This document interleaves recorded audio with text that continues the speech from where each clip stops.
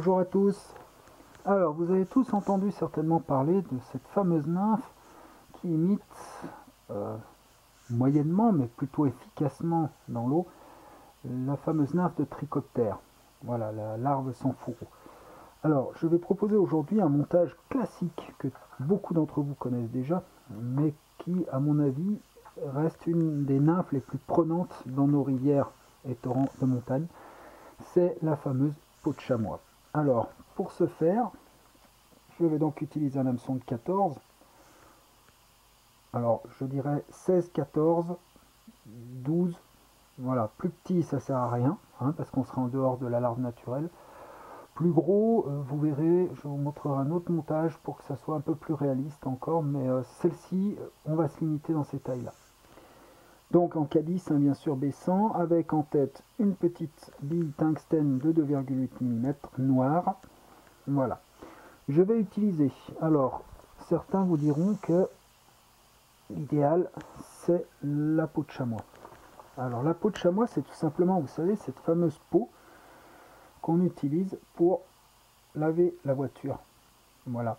Alors moi personnellement, je préfère la peau d'agneau à la peau de chamois. Pourquoi? Tout simplement parce qu'une fois tanné, vous allez avoir un côté bien lisse, qui est ici, et un côté plus rugueux, qui est ici. Donc dans cette peau de chamois, je vais venir couper des carrés. Donc là on voit bien hein, le côté lisse, le côté rugueux. Voilà. Et ensuite, je vais venir couper des petites bandes, comme ceci. Alors très important, ces petites bandes, je vais poser le côté lisse de la bande sur le dessus,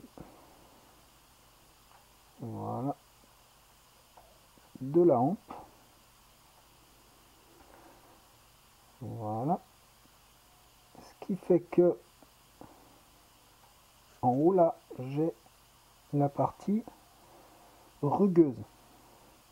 Alors pourquoi est-ce que c'est si important? Tout simplement parce que la partie lisse, elle est quasi imperméable. C'est la partie qu'on tient dans la main pour pouvoir bien poncer, vous savez, sur la carrosserie. Donc cette partie lisse, elle nous intéresse moyennement. Ce qui nous intéresse, c'est effectivement cette partie un petit peu poreuse que nous avons donc laissée sur le dessus et qui va s'imprégner d'eau et donc venir imiter le corps de la nymphe. Je vais ensuite enrouler donc toujours la partie lisse hein, sur l'intérieur, en spire jointive, même en chevauchant à chaque fois légèrement sur celui d'avant.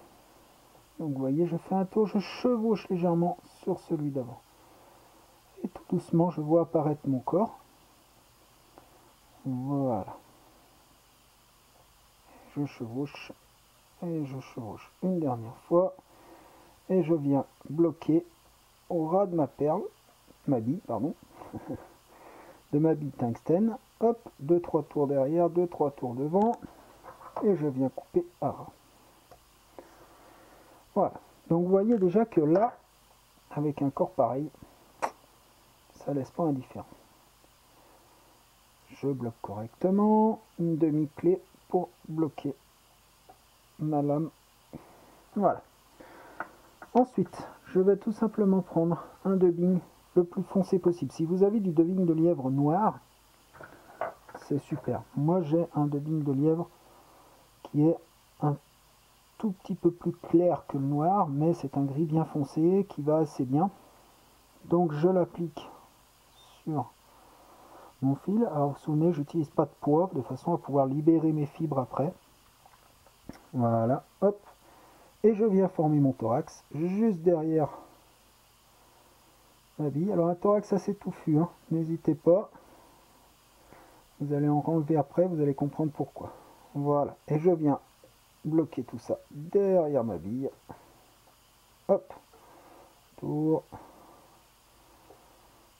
tour, hop, 3 tours. Voilà, ça ne devrait pas bouger. Et je bloque. Ensuite, toujours à l'aide de mon super ébouriffeur de dubbing qui coûte très cher, c'est-à-dire un vieux scratch, hein, je vais ébouriffer ici mon dubbing. Voilà, ce qui fait que, je vous avais dit, hein, n'hésitez pas à charger. Ça va enlever des épaisseurs et ne laisser vraiment que ce qui va nous intéresser pour nager. Hop, dans le courant et former les petites pattes sur le dessous. Voilà, la mouche est finie. Une petite larve, voilà, tranquillement, qui pêche partout dans les courants. Voilà, bonne pêche à tous.